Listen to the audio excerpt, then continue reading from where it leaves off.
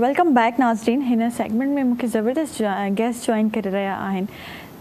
सभिनि खां पहिरियों त मदर कैथरीन विल्सन मूंसां मौजूदु आहे, जेका दारुल सुकून जा इंतज़ामात ॾिसंदी आहे, उते मैनेजमेंट ॾिसंदी आहे, एडमिनिस्ट्रेटर आहे। अस्सलाम वालेकुम। कैसी हैं आप? ठीक है? ठीक है, अल्लाह का शुक्र है।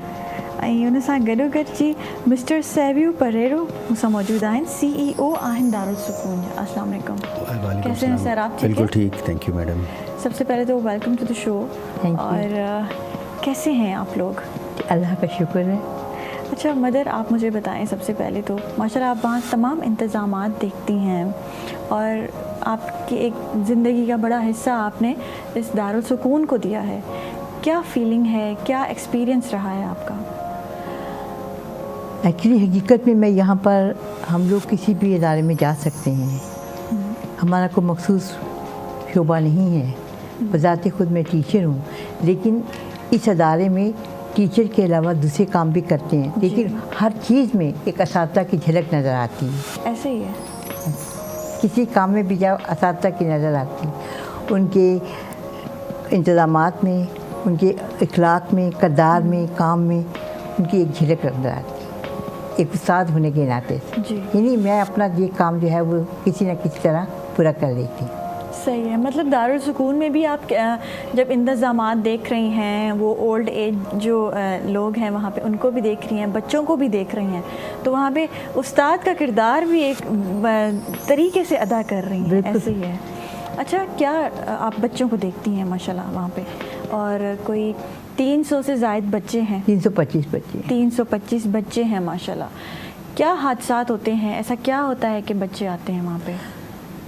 ऐसे बच्चे जो कि वालिदैन की रहमत से, उनके प्यार से महरूम हैं, यूँ कई तो यूँ ही छूट जाते हैं और कई तो कभी कभार आ जाते हैं, लेकिन कई बिल्कुल ही फरामोश कर जाते हैं। ऐसे बच्चे भी हैं। हमें गुज़श्ता साल एक बच्चा बोरी में किसी ने फुटपाथ पर रखा था और हमें वो मिला, और बच्चा बोल भी नहीं सकता था। और वो कितना छोटा बच्चा था? वो मेरा ख्याल है 6-7 माह का था। अभी गालिबन वो 2-2.5 साल का है, और अगर आप अभी इसको देखें तो आप हैरान हो जाएंगे। आसमान और ज़मीन का फ़र्क उसकी खिलाने, क्योंकि हमारे यहाँ खुराक का, उनके सोने का, उनकी हिफाजत का बहुत ख्याल रखा जाता है, सफाई का माशाल्लाह।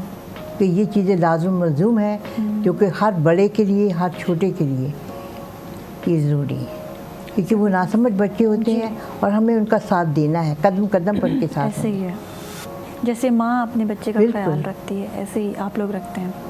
उनकी गलती पर भी उनको बताना है, यहाँ पर ये गलती है, देखिए आपने जूते नहीं पहने, अभी गर्मी है, अभी सर्दी है, आपने धूप में नहीं जाना। उनको शरारत से वो समझ नहीं सक पाते, लेकिन उनको समझाना पड़ता है। डिसेबल बच्चे भी हैं जिनके साथ फिर ज़रा ज़्यादा एफर्ट लगती है, पेशेंस चाहिए होता है, ऐसा भी है। कई तो एकदम गुस्सीले तबीयत के होते हैं। हाँ जी, तो उनकी मार भी खानी पड़ती है। लेकिन क्योंकि उनका जहन जो है वो ज़हनी तौर पर वो नॉर्मल नहीं होती, तो हमें मालूम है चीज़ को जानते हुए तो हमें एक्सेप्ट करना है, क्योंकि ये अल्लाह मियाँ की तरफ से एक बहुत बड़ा तोहफ़ा है हमारे लिए। ऐसे ही है। जो इस मकाम पे फाइज़ है ना, मैं कहती हूँ वो उसको बड़ा तोहफ़ा मिला हुआ है, उसके लिए दुनिया ही जन्नत है। ऐसे ही है ना जी। माशाल्लाह आप भी मिस्टर सेवियो, आप इतने सालों से ये काम कर रहे हैं माशाल्लाह, और किस तरीके से इस इदारे को लेके चले हैं और इसकी हिस्ट्री के बारे में आज हमें बताएं। इसकी हिस्ट्री ये है कि 17 फरवरी 1969 को ये सिस्टर गर्ट्रूड के नाम से एक बहुत मशहूर सिस्टर थी। उन्होंने एक डच हॉलैंड से थी, वो इधर आई, सिस्टर बनी। सिस्टर बनने के बाद उन्होंने देखा कि पाकिस्तान में स्ट्रीट्स के ऊपर या इस तरह के बच्चे जो कि घर में लोग बिल्कुल तरीके से उनको लुक आफ्टर नहीं करते, तो वो इन्होंने ये घर खोला। जेलों में गई, वहाँ भी कुछ बच्चे पैदा हुए जो कि उन्होंने देखा कि डिसेबल्ड थे, उनकी देखभाल सही नहीं हो रही थी, तो शी टुक देम ऑन, उन्होंने कहा कि आप मुझे दें। और शुरू में तो ये भी था कि जब अब्दुल सत्तार ईदी ने अपना वो होम खोला था तो उन्होंने भी कुछ ऐसे डिसेबल्ड बच्चे, उन्होंने चूँकि शेल्टर होम खोला नॉर्मल बच्चों के लिए जो डिसेबिलिटी के साथ, तो फिर उन्होंने एक पार्टनरशिप सिस्टर गर्ट्रूड के साथ और सिस्टर रूथ लुइस एक होती थी वो भी, तो दोनों के साथ खोल के ये घर खोला। शुरू में 10 बच्चे थे, उसके बाद बढ़ते बढ़ते डिफरेंट दौर गुजरते गए, लोगों ने ये मशहूर होता गया, लोगों ने अपने बच्चे यहाँ पर छोड़ना शुरू कर दिया। तो इसी तरह ये पिछले 55 साल हो गए इस बात को, हम जो हैं वो जी और ज़ाहिर है ये हेल्प तो माशरा हमें दे रहा है, यहाँ के कराची के लोग हमें दे रहे हैं, गवर्नमेंट हमें इस वक्त अभी सपोर्ट थोड़ा सा कर रही है ताकि ये हमारे चूँकि सर्विसेज सारे फ्री हैं, हम कोई चार्ज नहीं करते। अच्छा, ये सिलसिला जो है 55 साल पहले बच्चों से शुरू हुआ, तो फिर ये ओल्ड एज पीपल की तरफ कैसे गया? ओल्ड एज होम, ऐसा हादसा हुआ? देखें बात वही है कि डिसेबिलिटी, चूँकि हमने डिसेबिलिटी, लोग इस जगह बच्चे पेरेंट्स अपने बच्चों को छोड़ने आते थे। हमने फिर ये शुरू किया कि शायद 20 साल हो गए इस बात को, हमने ओल्ड एज होम शुरू किया। वहाँ पर पेरेंट्स अपने बच्चों को, बल्कि नहीं, बच्चे अपने पेरेंट्स को छोड़ने आते थे। तो ये फिर शुरू हुआ क्योंकि हमने ज़ाहिर डिसेबिलिटी, लोग यहाँ से निकलते गए कनाडा, अमेरिका, तो लोगों ने कहा कि हम अपने पेरेंट्स को यहाँ छोड़ें, तो उनके लिए एक शेल्टर, एक होम हो गया ये। तो इस तरह से ये सिलसिला चलता रहा। तो अभी इस माशाल्लाह 3 ब्रांचेस हैं, हेड क्वार्टर यहाँ पर हमारे बच्चे हैं, old age home M A Jinnah road पे, वहाँ पर तकरीबन 120 के करीब सीनियर सिटीजन्स हैं, और एक और ब्रांच हमने टंडो अलाया राशिदाबाद में खोला है, वहाँ पर भी तकरीबन 300 के करीब अडल्ट बॉयज़ और सीनियर सिटीजन्स वहाँ रखते हैं हम लोग। जी ठीक है जी, ज़बरदस्त। हमारे यहाँ कोई तफरीक नहीं है मज़हब की, जी, उम्र की, जी, या रंग व नस्ल की, क्योंकि अल्लाह मियाँ की नज़र में ये तमाम यकसा हैं। हम उनको एक ही नज़र से देखते हैं, अमीर और गरीब का कोई फ़र्क नहीं है। ऐसे ही है।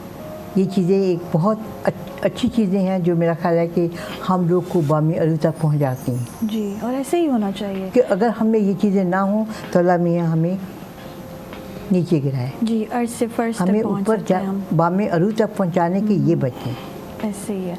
अच्छा, चैरिटी भी माशाल्लाह आ रही है, चैरिटी के साथ और क्या आपको ज़रूरत होती है, किन चीज़ों की ज़रूरत होती है चैरिटी के अलावा, क्या चैलेंजेस होते हैं? चैलेंजेस हमारे साथ ये होते हैं कि देखें हर एक सीज़न होता है, लोग चैरिटी देते हैं, फिर गवर्नमेंट भी हमें जब सपोर्ट करती है, फिर लोकल जो walk in customers, walk in donors जिसे कहते हैं, वो हम उनसे हमेशा यही हमारी अपील होती है कि हमारे बच्चे आपके हेल्प के मुस्तहिक, मतलब दे रिक्वायर योर हेल्प। लोग हमें आटा, चावल, चीनी in form of donation in kind भी देते हैं। कभी कभार हमें डायपर्स की ज़रूरत होती है, देखें क्योंकि डायपर्स एक हमारी बेसिक नेसेसिटी है।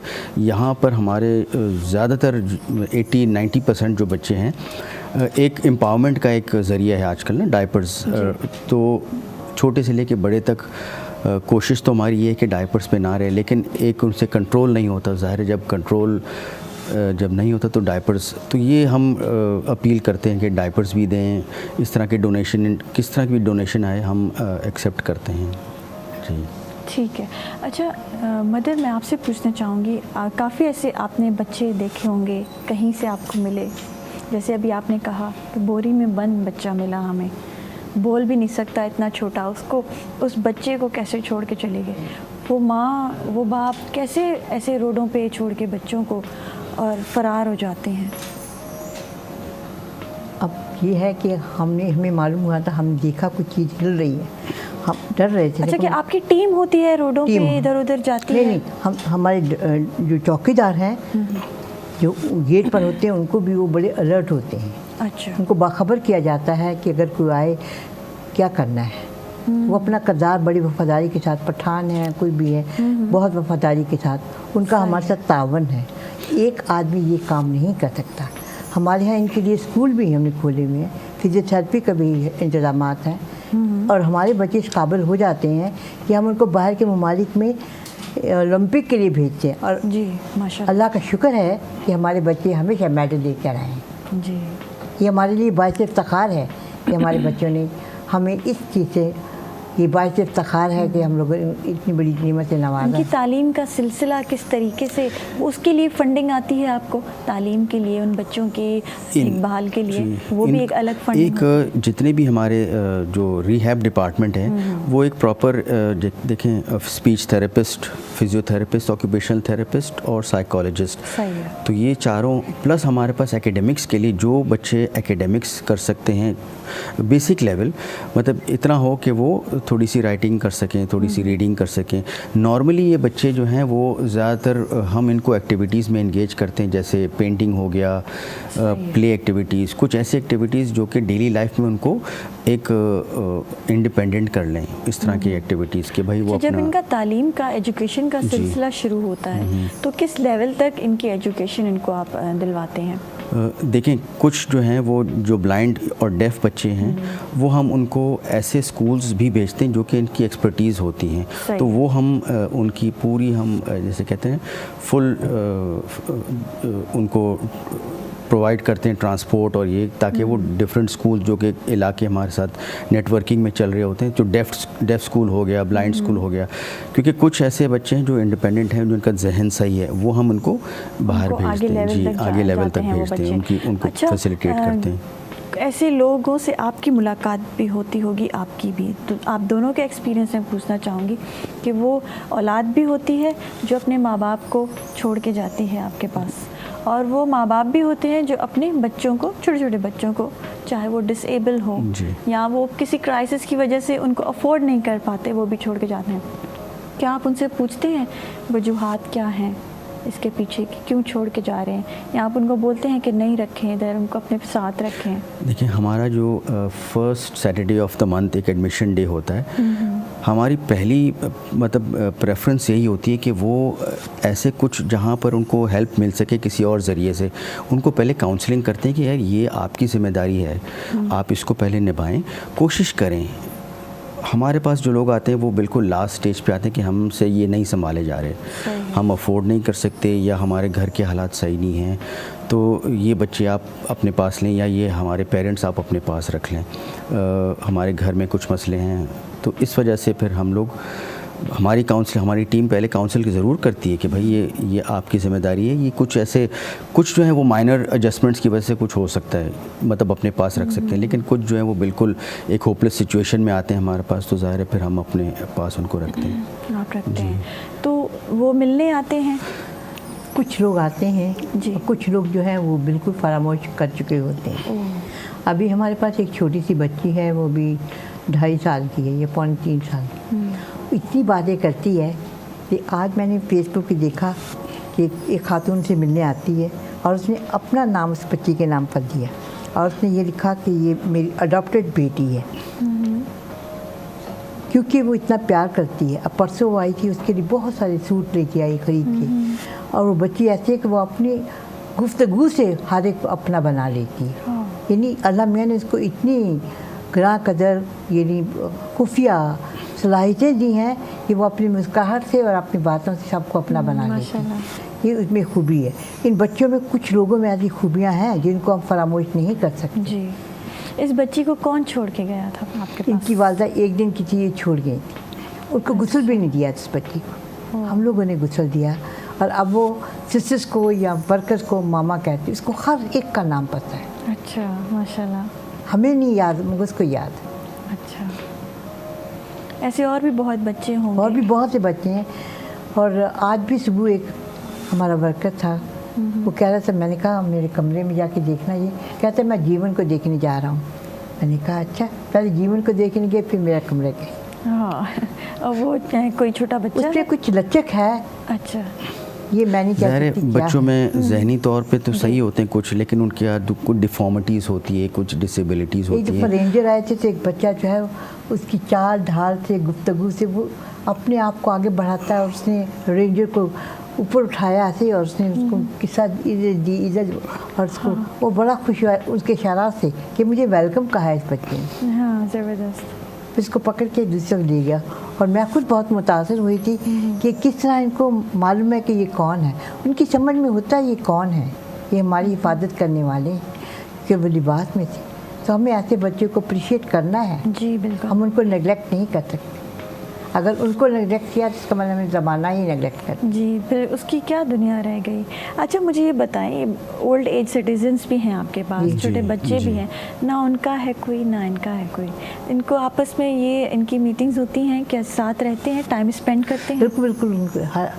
अभी जैसे ईद का मौका आया है, मुहर्रम का मौका आया है, ये जो भी त्यौहार आते हैं हर त्यौहार मनाए जाते हैं। 14 अगस्त अभी जैसे हमने 14 अगस्त इंडिपेंडेंस डे मनवाया है, तो यहाँ हमारे हेड ऑफिस में बहुत बड़ा प्रोग्राम हुआ, हमारे सीनियर सिटीजन्स वहाँ आए, फिर डिफरेंट ऑर्गेनाइजेशंस इन बच्चों के एंटरटेनमेंट के लिए अपॉर्चुनिटीज़, इनको मॉल्स में ले जाते हैं, इनको डिनर्स के लिए बुलाते हैं, इनको किंजर झील ले जाते हैं, तो इस तरह के पिकनिक्स करवाते हैं। तो गवर्नर साहब ने पिकनिक करवाया ओल्ड एज सिटीजन्स के लिए।